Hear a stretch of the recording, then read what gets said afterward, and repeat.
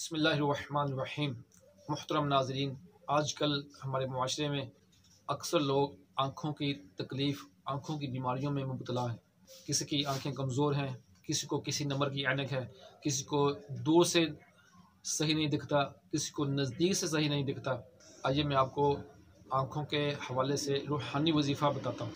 इंशाअल्लाह अज़्ज़ व जल इस वजीफ़े की बरकत से बिनाई में कमज़ोरी, आँखों में कमज़ोरी, दूर से सही नज़र ना आना, नज़दीक से सही नज़र ना आना, हत्ता कि अंधापन और बकिया आँखों की जुमला अमराज से इंशाअल्लाह अल्लाह के करम से शिफा हासिल होगी।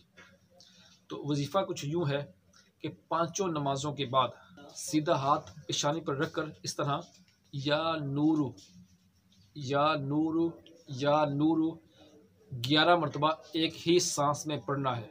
उसके बाद दोनों उंगलियों को फूंक मारकर आँखों में इस तरह मल लेना है। इंशाअल्लाह अज़्ज़ व जल अल्लाह के करम से ये वजीफ़ा मुस्तकिल पढ़ने से आँखों की तमाम बीमारियाँ दूर होंगी।